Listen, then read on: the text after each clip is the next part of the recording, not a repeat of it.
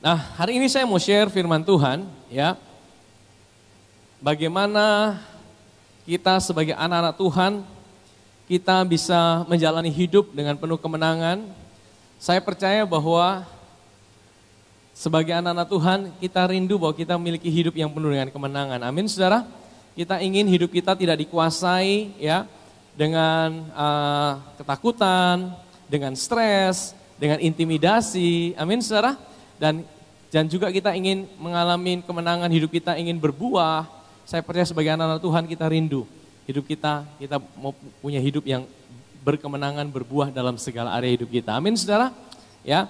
Nah, hari ini saya mau share dari Roma pasal yang ke-8, saudara. Kemerdekaan hidup di dalam roh. Ya. Demikianlah sekarang tidak ada lagi penghukuman bagi mereka yang ada di dalam Kristus Yesus. Ya. Di dalam terjemahan aslinya sebenarnya yang belakang ini tidak ada, saudara. Ya, kalau saudara baca di terjemahan dalam aslinya bahasa ininya mereka tidak ada kata mereka hidup tidak menurut kedagingan tapi menurut roh. Dalam Lai itu terjemahannya lebih bagus. Cuma demikianlah sekarang tidak ada lagi penghukuman bagi mereka yang ada dalam Kristus Yesus. Saudara tahu kenapa hari ini tidak ada penghukuman buat kita yang ada dalam Kristus Yesus, saudara? Kenapa tidak ada penghukuman? Apakah karena Tuhan melunak sama dosa? Tuhan itu tidak pernah kompromi dengan dosa. Dosa tetap dosa. Dan dosa harus dihukum, dosa harus ada konsekuensinya. Dosa sekecil apapun bisa membawa kita masuk ke neraka, saudara. Tapi kenapa tidak ada lagi penghukuman? Karena penghukuman atas semua dosa kita sudah ditimpakan atas tubuh Yesus 2000 tahun yang lalu. Amin, saudara. Itulah kenapa ya Yesus harus hadir sebagai manusia. Ya, jadi saya ada di media sosial itu ya, ada debat-debat, ada dari yang kaum seberang bertanya, bilang kalau Yesus itu memang Tuhan, dia bisa aja tidak perlu jadi manusia, dia kan bisa aja hapus dosa manusia. Bisa tidak, saudara? Bisa. Ya. Kenapa dia harus mati? Nah, ini yang buat kenapa Tuhan kok mati? Ya kan? Tuhan kan bisa aja di sorga hapus dosa manusia. Masuk logika sebenarnya. Tapi saudara, kalau Tuhan hanya hapus dosa tanpa dosa dihukum, Tuhan itu tidak adil, saudara. Karena dosa harus dihukum dan yang buat dosa adalah manusia. Sehingga manusia yang harus menanggung penghukuman. Bagaimana caranya? Tidak ada satu manusia pun yang sanggup menanggung hukuman atas dosa. Makanya karena begitu besar kasih Allah akan dunia ini, sehingga ia mengaruniakan anaknya yang tunggal, barang siapa yang percaya kepadanya tidak binasa melainkan beroleh hidup yang Yesus harus jadi manusia supaya dia menanggung setiap penghukuman atas dosa di dalam dirinya. Dan upah dosa adalah maut. Dan Yesus ambil itu, dia mati di atas kayu salib sebagai manusia. Sehingga manusia hari ini yang percaya kepada dia tidak lagi binasa tapi punya hidup yang. Itulah kenapa hari ini ya Yesus harus jadi manusia. Bukan berarti Tuhan kompromi dengan dosa. Kalau hari ini tidak ada penghukuman dalam hidup saudara, itu bukan karena kita baik, bukan karena kita tidak pernah gagal, bukan karena Tuhan kompromi dengan dosa, tapi karena 2000 tahun yang lalu ada seorang pribadi tergantung di atas kayu salib dan dia ambil semua penghukuman atas dosa buat hidup saudara dan saya. Amin, saudara. Amin. Ayat yang kedua. Sebab hukum roh kehidupan, katakan hukum roh kehidupan. Kenapa saya mau katakan? Karena kita akan banyak bicara tentang ini hari ini, saudara. Ya, hukum roh kehidupan di dalam Kristus Yesus telah memerdekakan aku dari hukum dosa dan hukum maut. Ya, jadi ada dua hukum di sini.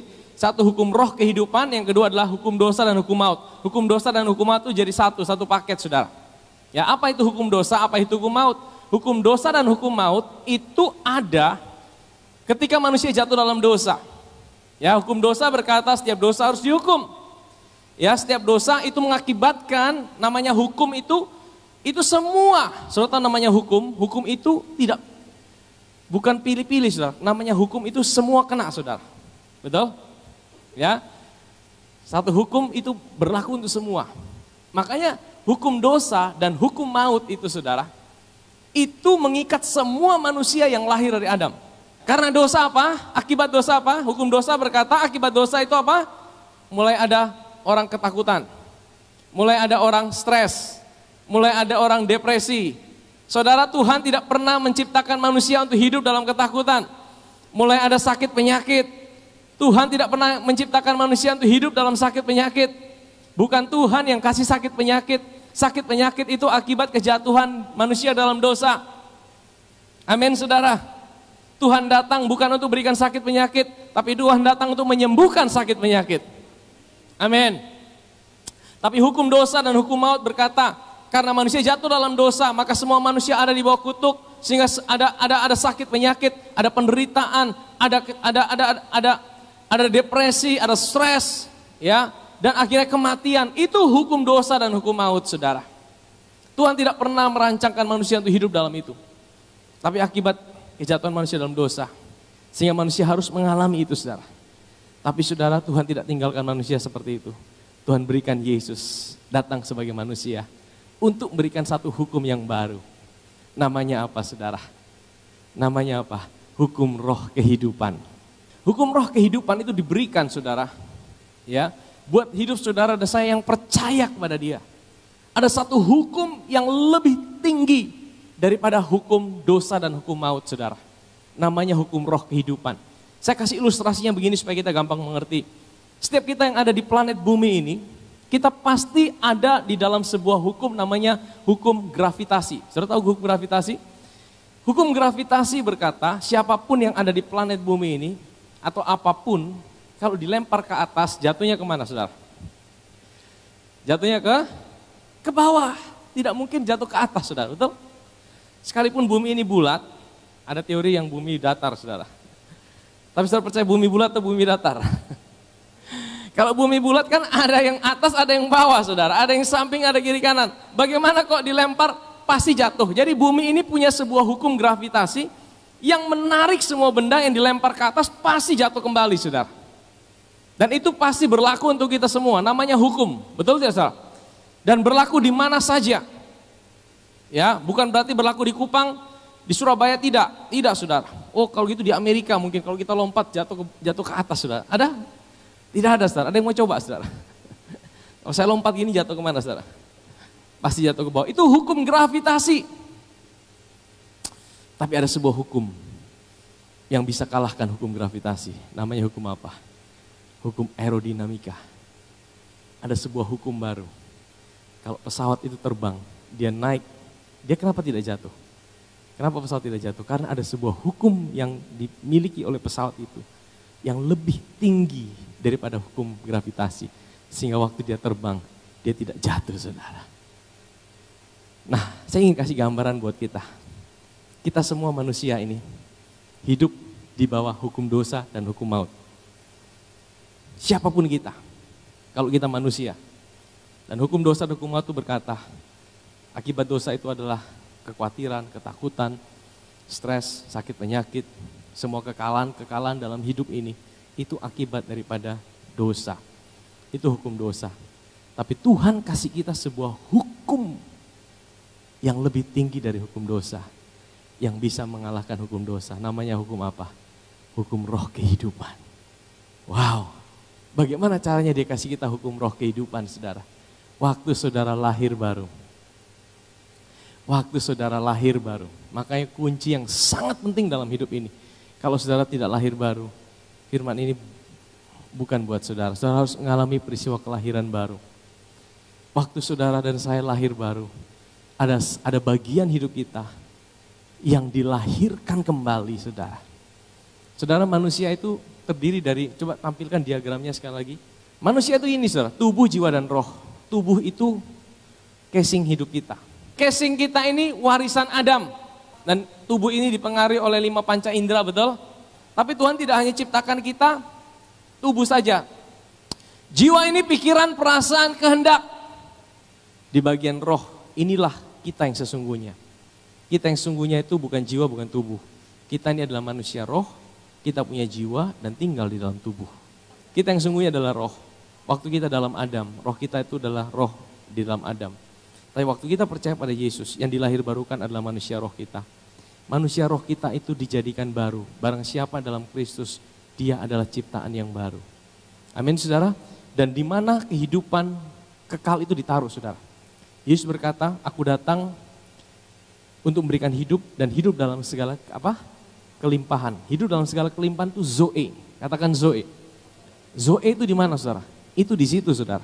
Di dalam roh kita. Itu hidupnya Kristus sendiri diberikan buat kita. Dimeteraikan dengan Roh Kudus. Sehingga firman Tuhan berkata, kita ini menjadi satu roh kita dengan Roh Kudus untuk selama-lamanya. Amin saudara. Itu zoe. Nah itu identitas kita, itu tempat di mana hukum roh kehidupan itu diberikan saudara. Makanya di dalam hidup diri saudara orang percaya, di dalam roh saudara ada satu hukum yang jauh lebih tinggi daripada setiap hukum dosa dan hukum maut yang ada di dunia ini saudara. Tapi masalahnya tidak otomatis saudara. Tidak otomatis kalau kita punya hidup yang kekal, hidup kita pasti mengalami kemenangan, betul? Buktinya banyak anak Tuhan mengalami kekalahan, banyak anak Tuhan sering stres, depresi, banyak Tuhan juga mau bunuh diri, banyak anak Tuhan hidup dalam kekalahan demi kekalahan, betul tidak saudara? Realitanya kan seperti itu.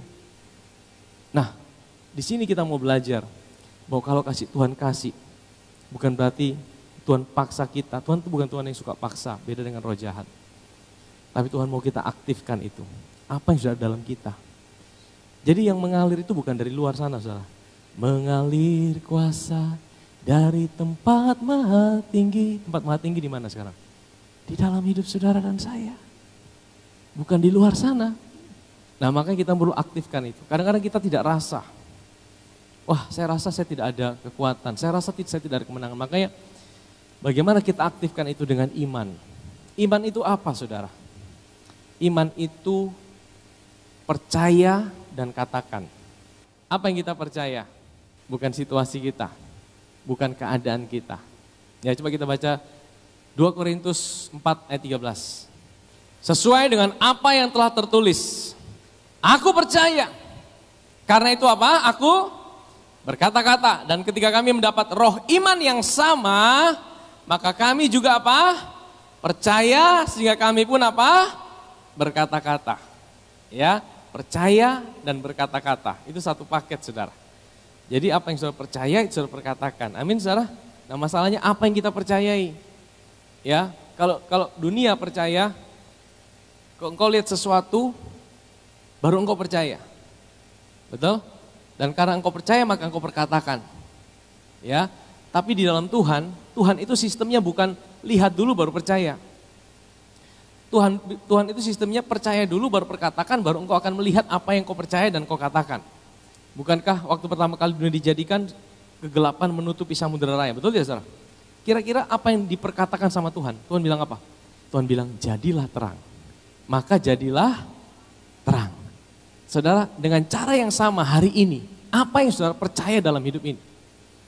Saudara lihat, aduh situasiku kok susah ya, situasiku kok tidak ada kemenangan. Jangan kau perkatakan itu.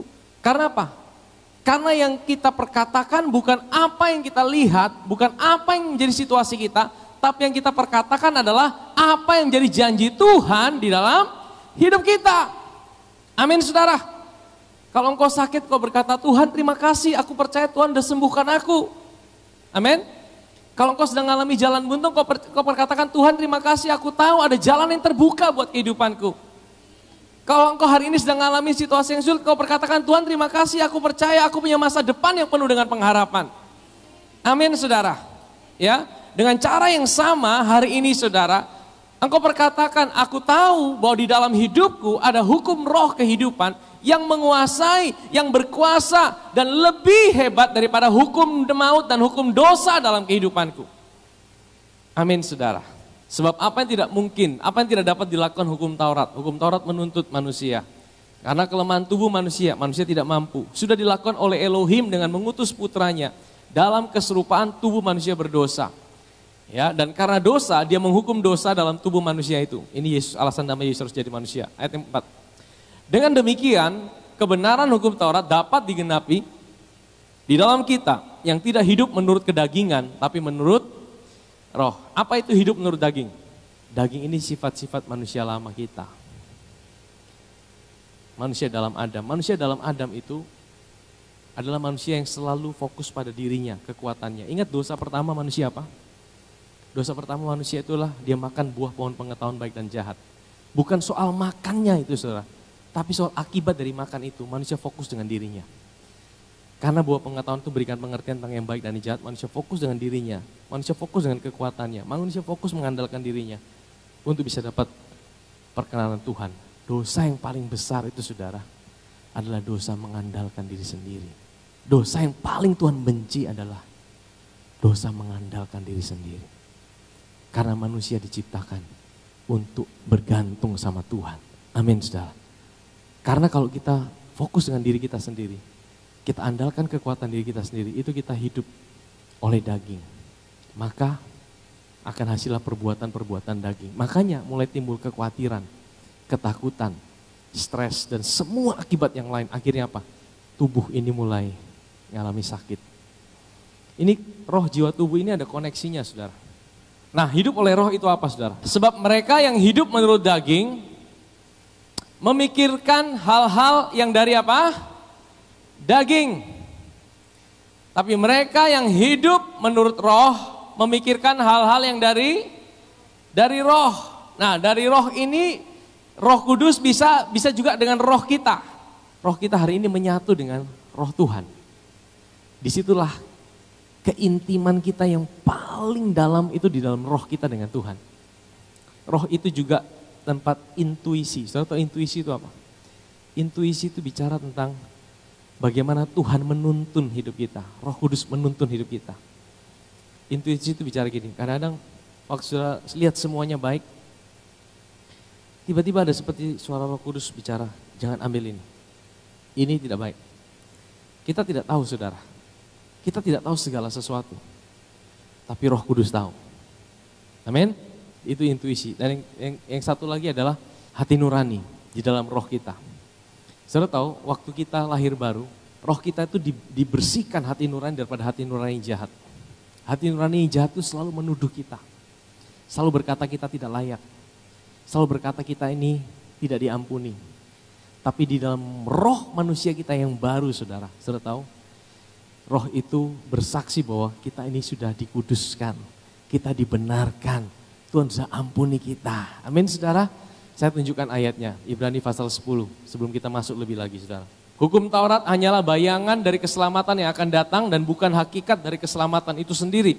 Tidak mungkin hukum Taurat menyempurnakan mereka yang terus-menerus datang membawa korban persembahan yang sama setiap tahunnya. Next, sebab jika mereka yang beribadah telah disucikan dari dosa satu kali untuk selamanya, mereka tidak akan lagi memiliki kesadaran akan dosa dan korban tidak perlu lagi dipersembahkan. Masalahnya di dalam perjanjian lama mereka selalu disadarkan akan dosa. Karena apa? Karena setiap tahun mereka harus bawa korban penghapus dosa. Setiap kali mereka bawa korban penghapus dosa, mereka selalu diingatkan akan dosa. Wah, tahun depan saya harus lakukan lagi, tahun depan saya harus lakukan lagi. Tapi firman Tuhan berkata, kalau ada satu korban yang udah sempurna, yaitu korban Yesus Kristus sebagai anak domba Allah, maka itu akan membuat kita tidak lagi sadar sebenarnya akan dosa. Amin saudara. Tuhan itu tidak mau kita sadar akan dosa. Tapi Tuhan mau kita sadar akan pengampunannya. Amin saudara. Ya, karena apa? Di dalam manusia roh saudara ini yang diperbaharui oleh Tuhan. Ya, ini manusia roh kita adalah yang sempurna saudara. Disitulah kita dibenarkan. Dan Roh Kudus selalu sadarkan kita akan siapa kita dalam Kristus. Sebab mereka yang hidup menurut daging memikirkan hal-hal dari daging. Ya. Tapi mereka yang hidup menurut roh memikirkan hal-hal dari roh itu bukan ngeroh loh saudara. Jangan salah paham. Nah, saya perhatikan ini. Sebab pikiran kedagingan adalah kematian, tapi pikiran roh adalah apa? Hidup dan ya. Pikiran kedagingan adalah kematian. Ini berkata ini hukum dosa dan hukum maut. Kalau saudara hukum dosa dan hukum maut, saudara pikirkan kedagingan, fokus pada diri sendiri, fokus pada kekuatan diri, hasilnya adalah kematian. Kematian ini bukan saya bicara kematian tubuh saudara, tapi hidup dalam kekalahan, stres, depresi, ketakutan, hidup tidak pernah mengalami kemenangan dalam hidup ini. Sebenarnya kita mau mengalami hidup seperti itu? Tidak ada, betul? Tapi firman Tuhan bilang gini, pikiran roh adalah apa? Kehidupan dan damai sejahtera. Katakan bersama saya, kehidupan, damai sejahtera. Yang dimaksudkan hidup ini bukan sekedar hidup saudara. Ya, pikiran roh adalah kehidupan, ini bicara gini saudara. Kalau hukum roh kehidupan itu ada dalam hidup saudara, kalau saudara aktifkan itu, maka hidup saudara adalah hidup yang sungguh-sungguh hidup. Amin. Hidup yang sungguh-sungguh hidup. Ya, bukan hidup sekedar hidup. Nah, apa yang bisa mengaktifkan? Mari saya akan bawa kita di dalam lihat Roma pasal yang pertama. Sebab aku tidak malu akan Injil Kristus. Karena Injil itu kuasa Elohim yang menyelamatkan setiap orang yang percaya. Jadi Injil itu adalah kuasa Elohim, bukan kuasa manusia yang menyelamatkan. Kata menyelamatkan di sini itu bukan sekedar mati masuk surga. Kata soteria itu bukan cuma sekedar mati masuk surga, zozo. Tapi Tuhan itu bukan hanya peduli kita mati masuk surga. Tuhan ingin di semua area hidup kita, termasuk roh kita. Roh kita udah aman waktu kita percaya Yesus. Ya, itu identitas kita. Tetapi ada bagian lain jiwa dan tubuh. Itu juga termasuk soteria. Tuhan juga peduli dengan jiwa saudara. Tuhan tidak ingin saudara hidup, tapi hidup saudara penuh dengan tekanan, stres, ketakutan. Tuhan itu peduli, bukan hanya roh saudara. Tuhan peduli dengan jiwa saudara. Dan juga Tuhan peduli dengan tubuh saudara.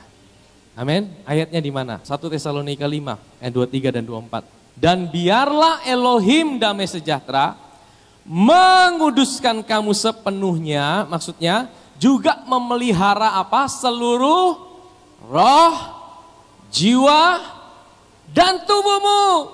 Sehingga apa? Tidak bercacat pada saat kedatangan. Jadi Tuhan itu mau peduli bukan cuma dengan roh kita, tapi dengan tubuh saudara juga. Tapi juga dengan jiwa saudara. Biasanya tubuh itu akan mengikuti yang di jiwa saudara.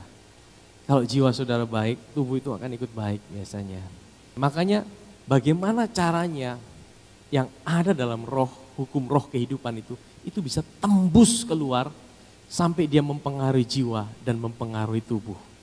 Itu yang kita mau. Amin saudara. Jadi kuasa itu bukan dari luar sana.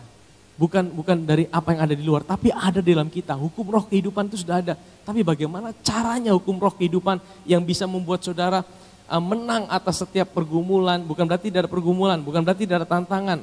Tapi saudara bisa menang dari itu. Saudara tidak hidup dalam ketakutan, kekhawatiran. Ya, jiwa saudara dibuat damai sejahtera. Dan akhirnya tubuh saudara mengalami tubuh yang sehat. Amin saudara. Coba kita kembali kitab Roma. Sebab aku tidak malu akan Injil Kristus, karena Injil itu kuasa Elohim yang menyelamatkan setiap orang yang percaya. Pertama-tama bagi orang Yahudi dan juga bagi orang Yunani, termasuk bagi orang Kupang saudara. Sebab di dalam Injil kebenaran Elohim dinyatakan dari iman kepada. Jadi di dalam Injil itu apa saudara? Ada nyata apa? Kebenarannya dia. Kebenaran itu apa? Righteousness. Righteousness itu apa? Kebenaran yang dianugerahkan. Jadi di dalam Injil, kalau pesan Injil, kalau dikatakan beritakan Injil, ada dua hal yang utama. Yang pertama, pengampunan dosa oleh karya Kristus di atas kayu salib. Yang kedua, pembenaran oleh karena kebangkitan Tuhan kita Yesus Kristus. Hari ini kita dijadikan benar. Amin. Kalau diberitakan Injil, itu harus beritakan bahwa hidup kita hari ini bukannya kita lagi, tapi Kristus adalah kebenaran kita. Amin saudara. Di dalam Injil nyata kebenarannya dia yang dianugerahkan buat hidup saudara dan saya.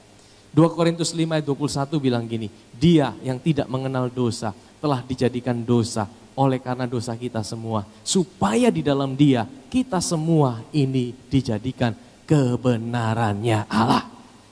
Amin saudara. Kita harus mengerti ini. Bahwa di dalam Injil kita ini hari ini orang yang sudah dibenarkan. Kita punya status adalah orang benar. Kita adalah orang yang dibenarkan. Seperti tertulis, orang benar akan hidup oleh for the righteousness of God revealed in the gospel from faith to faith. Just as it is written, the righteousness by faith will, ada yang berbeda tidak?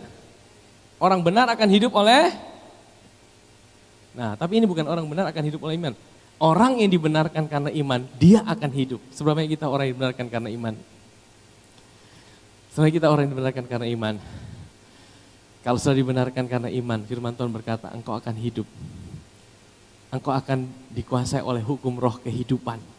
Jadi saudara, kuncinya adalah bagaimana hukum roh kehidupan itu bisa menguasai hidup saudara. Yang pertama, engkau harus mengetahui, bukan cuma mengetahui, engkau memperkatakan. Engkau mempercayai dan memperkatakan bahwa aku adalah orang yang dibenarkan karena iman. Amin saudara. Engkau harus memperkatakan siapa dirimu dalam Kristus hari ini. Engkau harus ditegakkan. Ya, engkau harus percaya. Engkau adalah orang yang dibenarkan karena iman. Amin saudara. Coba Yesaya 54. Dan semua anakmu akan menjadi murid bagi Yahweh dan besarlah damai sejahtera bagi anak-anakmu. Ayat 14. Di dalam kebenaran, katakan kebenaran. Kebenaran ini adalah righteousness saudara. Ini bukan truth, kita diberikan anugerah kebenaran. Waktu kita tahu siapa diri kita dalam Kristus. Waktu kita dianugerahkan itu Injil saudara. Di dalam kebenaran engkau akan apa? Ditegakkan. Ditegakkan itu maksudnya apa? Establish. Engkau harus diingatkan terus. Engkau harus bangun dirimu di atas dasar ini. Engkau harus terus menerus mengingatkan dirimu akan siapa dirimu dalam Kristus. Ya, engkau adalah orang benarnya Tuhan. Engkau adalah orang benarnya Tuhan di dalam manusia roh saudara hari ini saudara. Bapa melihat hidupmu tidak terpisah dari Kristus. Tuhan tidak melihat hidup saudara di dalam dosa saudara, di dalam kegagalan saudara. Hari ini saudara berdiri di hadapan Tuhan, Tuhan melihat saudara ada dalam Kristus. Amin saudara. Nah saudara perkatakan ini, saudara akui ini, saudara deklarasikan ini. Itu sudah ditegakkan di atas kebenaran. Saudara perkatakan siapa dirimu dalam Kristus. Amin saudara.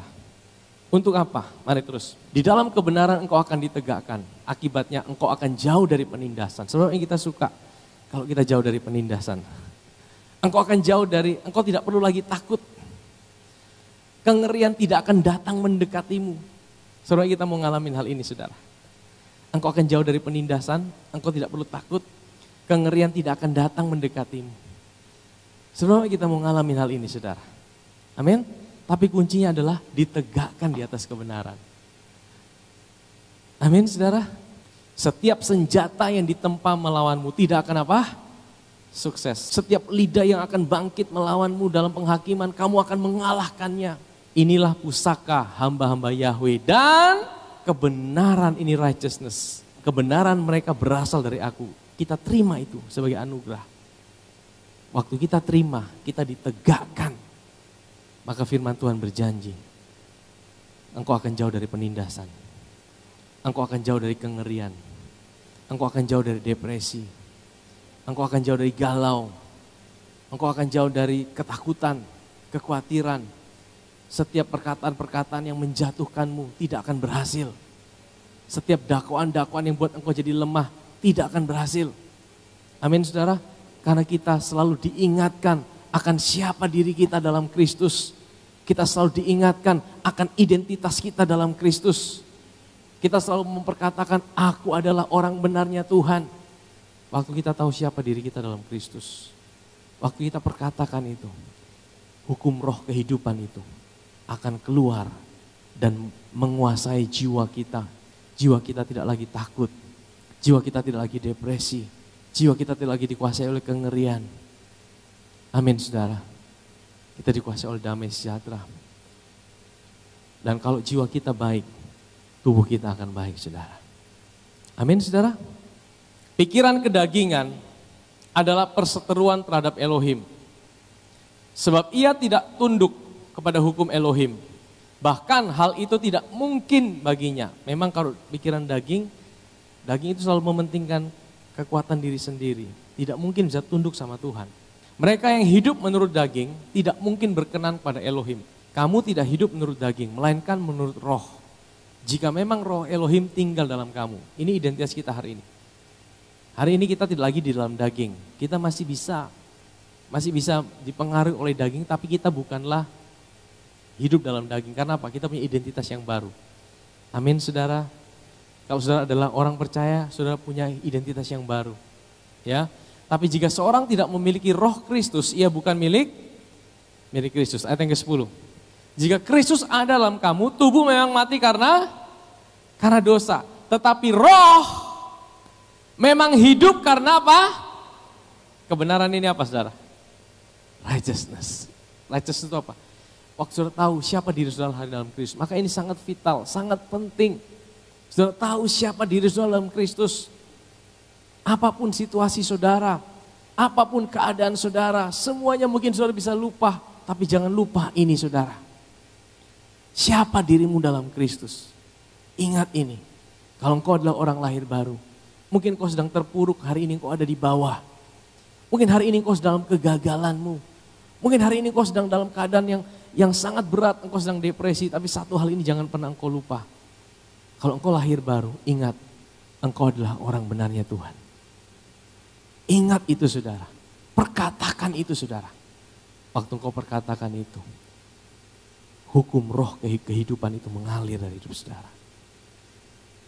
Dan yang pertama, dia akan menjamah jiwa saudara. Namun, jika roh dia yang telah membangkitkan Yesus dari kematian berdiam di dalam kamu, maka dia yang telah membangkitkan Kristus dari kematian juga akan apa, saudara? Menghidupkan tubuhmu yang fana melalui apa? Melalui rohnya yang berdiam di dalam kamu. Ini maksudnya apa, saudara? Kalau dalam diri saudara itu adalah Roh Kudus yang diam dalam roh saudara. Dan roh itu hidup karena kebenaran. Maka kalau saudara aktifkan itu, roh itu akan menghidupkan tubuhmu yang fana. Ini bukan bicara tentang nanti mati masuk surga. Ini bukan bicara tentang tubuh kemuliaan. Ini bukan bicara nanti Yesus datang kita dapat tubuh kemuliaan. Ini bicara sekarang, saudara. Ini bicara bukan cuma tubuh secara fisik, tapi jiwa. Karena dalam saudara ada hukum roh kehidupan itu.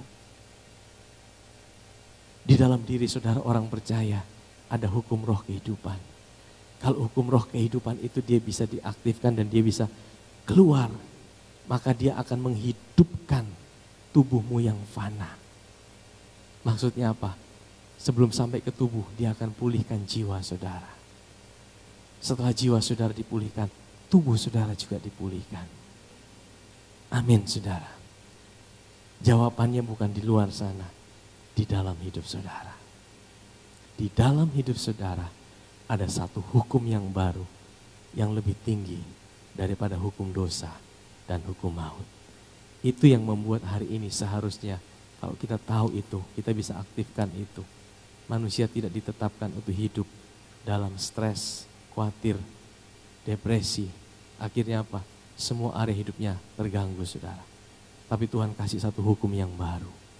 Amin, saudara. Oleh karena itu, saudara-saudara, kita adalah orang-orang yang berutang, tapi bukan kepada kedagingan untuk hidup menurut keinginannya. Sebab jika kamu hidup menurut kedagingan, kamu akan mati. Tapi jika oleh roh, hukum roh kehidupan itu, perbuatan-perbuatanmu, tubuhmu itu dibawa dalam kematian, kamu akan hidup. Inilah, saudara, kalau saudara sungguh-sungguh menyadari siapa diri saudara dalam Kristus, sungguh-sungguh saudara menyadari identitas saudara dan saudara perkatakan itu, dan itu menjadi rema dalam hidup saudara. Saya percaya hidup saudara akan berubah, perbuatan-perbuatan juga akan berubah. Dan perubahan itu bukanlah dari luar ke dalam, perubahan itu dari dalam keluar, saudara. Perubahan yang bukan saudara usahakan dengan kekuatan saudara. Itu hukum roh kehidupan. Amin, saudara. Kalau hukum roh kehidupan yang mengubahkan, itu dari dalam keluar. Tapi kalau kita paksa berubah, itu dari luar ke dalam. Nah Tuhan tidak mau rubah saudara dari luar ke dalam. Tuhan kasih saudara hukum roh kehidupan di dalam hidup saudara dan saya. Setiap kita orang percaya punya hukum roh kehidupan itu saudara. Amin saudara. Setiap kita orang percaya punya hukum roh kehidupan karena roh saudara menjadi satu dengan Roh Kudus. Amin saudara.